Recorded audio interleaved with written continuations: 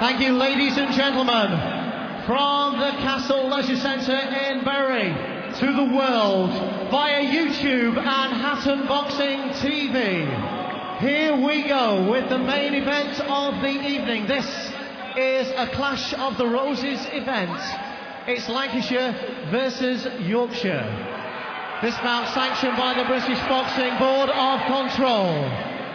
The area representative and steward in charge is Mr. Steve Ray. The timekeeper on the bell is Mr. Andrew East. And our referee in charge of the action upon the sound of the bell is Mr. Steve Gray from Fleetwood. Those are the officials, and here are our boxers. Firstly on my left, this evening fighting out of the red corner, wearing the purple shorts trimmed with black and white. His official weight for this contest, 10 stone 9 pounds.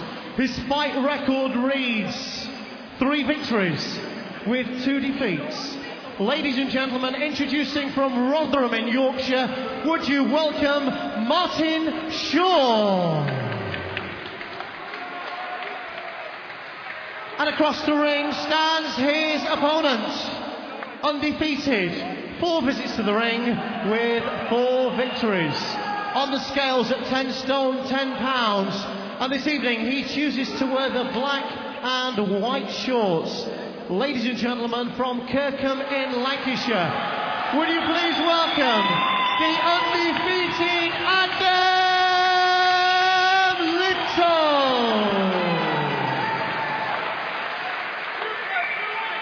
Our referee, Mr. Steve Gray, will now give his instructions to both boxers. Okay, lads, have a cold break. Make sure you take 1 step back, okay? Don't let any punches go around the back of the head. Touch gloves. Good luck, fellas. This is a welterweight contest. 6 3-minute rounds of boxing.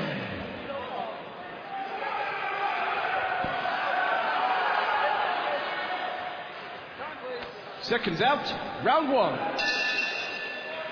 Well, the MC did his best to try and get a warm welcome for the Yorkshireman, but it was never really going to happen. It was a bit of a losing battle. And he really is into the lion's den here. Young Martin Shaw in the purple trunks with the zebra print. Up against Adam Little, the black and white diagonal stripe on his boxing shorts. Straight away to work behind his jab, Little. Good right hand as well from Little. He certainly started off very sharply. Obviously, that's a spiteful looking jab, Phil.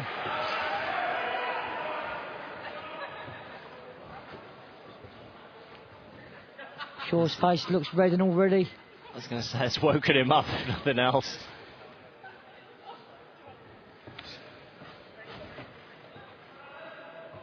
Saying about Little, he's one of those fighters they're very, very impressed with in the Hatton camp. He just seems to be getting better and better, even at this early stage of his boxing career. It's interesting. You know, he's probably under quite a bit of pressure. Obviously having Ricky. Obviously training him as well. I'd say slightly unorthodox with that left jab. He almost sort of holds the glove across his body, but when he fires it, as you say, it's a spiteful, straight. You know, it's a kind of shot that Phil as well. You know, you can't really see it coming. Yeah. But what he does, he dips his shoulder, so he covers his chin when he throws it. So he's, you know, he's defending himself. A bit of a comeback there from young Martin Shaw. Both young men, actually. Shaw 20, Little just 21. Just looks as though Adam Little carries so much more power. Oh, it's a devastating punch. I think it could be good night already. Interesting, I noticed Ricky's starting to calm down. A straight right hand over the top. It's over. Martin Shaw wanted to go on, but there was no way he could. What a finish from Adam Little. Well, anything you can do, Jimmy Kelly, Adam Little can do better and faster. This is what I was talking about earlier on, Phil, about excitement. You know, you've got to build a fan base, and one thing about Ricky Hatton, when he boxed, it was pure excitement. You know, and Adam Little was there, performances like will build a real big fan base. I tell you what, I could nick Lee Purdy's name with that, because that was lights out when he hit that. Just one punch. Good night.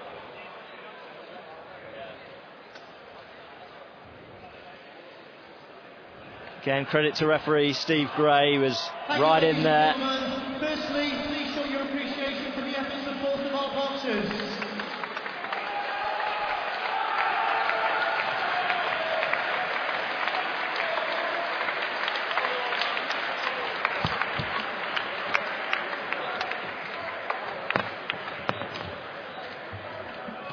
Our timekeeper of the bell, Mr. Andrew East, records 2 minutes 13 seconds of round number 1, the time in which our referee, Mr. Steve Gray, deemed that Martin Shaw was in no fit position to continue.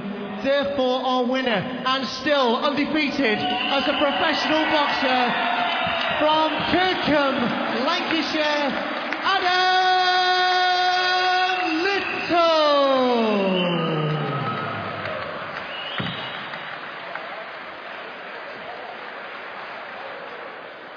Ladies and gentlemen, can I please ask you to keep that round of applause going for our gallant runner-up as he leaves the ring, Martin Shaw.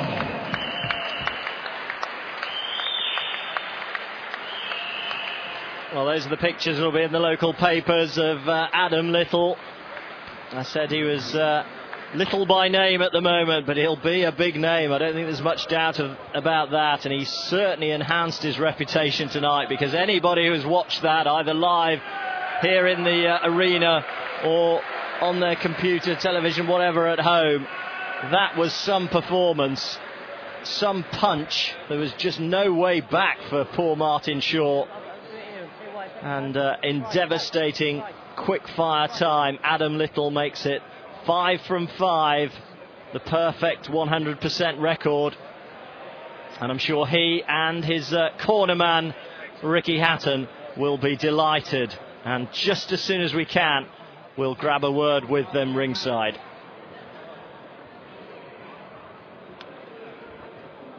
Adam, they say don't get paid for overtime in this game, but that was a bit short, wasn't it? It was, yeah. I didn't plan on it being that short, but I saw the opportunity and I took it. You know, in boxing, that's one thing you got to do, because you know that opportunity can go by and you can regret it. So I took it as soon as I saw it. Noticed tonight, you had your shoulder dips in, your left hand quite low. Was that the plan to throw the overhand right? Yeah, I mean, it's something that a lot of people see, because they see a left hand down and think we'll capitalise on that by coming in, and they come in a bit too strong.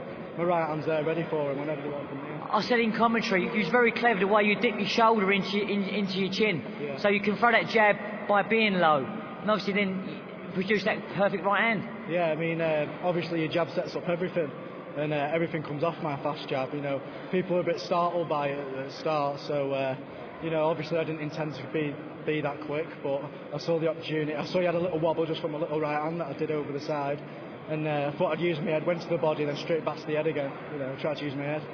Obviously working with Ricky Hatton, you know, former 2-time world champion. Is there any added pressure, truthfully? I don't feel as if there is. You know. I don't feel there's any pressure me being with Rick, but more pressure on me maybe to win and to look good. But that's pressure that I put on myself, because obviously I want to look good every time I get in there. I'm a great believer when you call a man, you can look at your cornerman and go, he's been there, done it, yeah. And else at the highest level.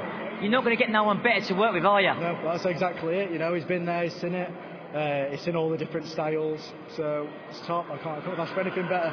This training camp, so the other training camps, has been brilliant, and I think it showed it in the fight.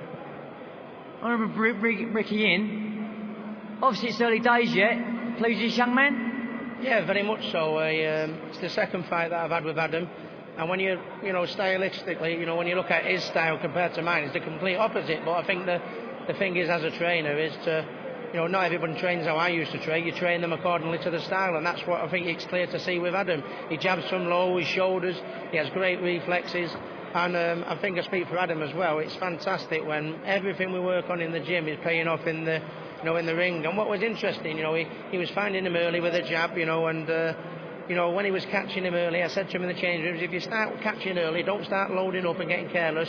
You know, get that nice composed finish, and that's what he did. He jabbed, you know, very, very sharp, made the room for the opening, set him up, and it was a wonderful finish.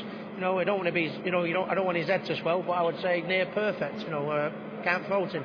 That's interesting to say about, because obviously everyone's going to look at the Ricky Hatton style, but this is the complete opposite. And I said to him just now, is he under pressure? Do you feel under any pressure training him? Not at all. It's a pleasure to work with. I mean, I grew up on the body belt, you know, and training methods like that, but the body belt isn't suited to Adam. You know, you do a little bit of work on it here and there because everyone needs to body punch, but you know, I train him, I look at his style, his makeup, and I train him accordingly. And I'd like to think, you know, from the day he come to me, he's not changed anything about his style. I think we just tweaked it a little bit here and added, you know, improvements. And it's only early stages yet, but you know, every day in the gym I see improvement, not just every week, you know, and long may he continue. He's a nice kid, you know, really down to earth, and you know, like a bit of a veteran there. He set him up, he found the shots, he didn't get careless, he just took his time, set him up for the knockout, and can't fault him at all tonight. He's very clever the way he's tucked his chin into his shoulder. I spoke tonight about, you know, fighters having excitement. This young man certainly sent out a few messages, isn't he, with that kind of performance? Absolutely. I mean, he's got every punch in the book. You know, he's very sharp. His reflexes are exceptional. I mean, you know, there was nothing written in the boxing handbook that said everyone who's exciting has to come in rolling and body punching. You know, he has a fantastic jab, one of the best jabs I've seen in the gym. You know, it's frightening, and as good as it is, we try and make it better. You know, each day. But no, it's coming on really along. That was his first 6 rounder. I know it ended in the first round, but I mean, I had the confidence in him, the way he's improving in the gym, to move him up already to 6 rounds, and it's all baby steps. We don't want to get carried away, but he's a real talent. You know, he's not on, like I keep saying, he's not on everyone's lips at the minute, but I think he will be in the future. Obviously, you want to keep him busy. What happens now? Does he have a break from the training, or is he straight back in?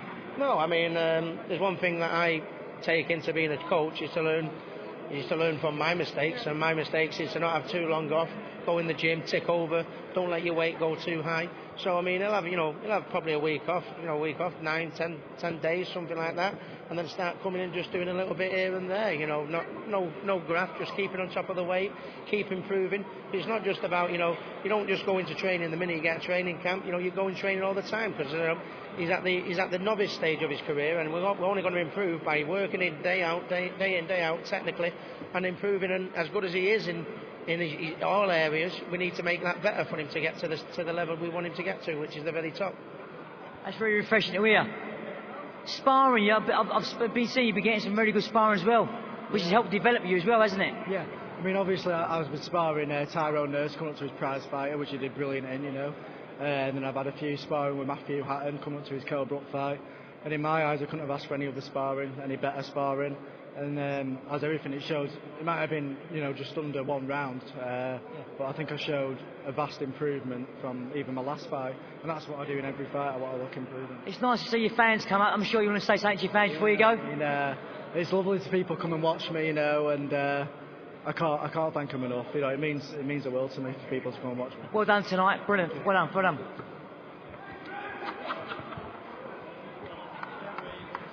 A real Lancashire hot pot of top boxing action from Bury here tonight. Ricky Hatton described the Adam Little performance as near perfect, and who am I to argue with that? Excellent debut wins as well for Ryan Doyle and for Jimmy Kelly. But that is it from Lancashire this evening. Remember, keep it www.hattonboxing.tv all through the week. And remember, next week we've more live boxing to come when we're in Peterborough. But as I said, for now, from Bury, it's good night.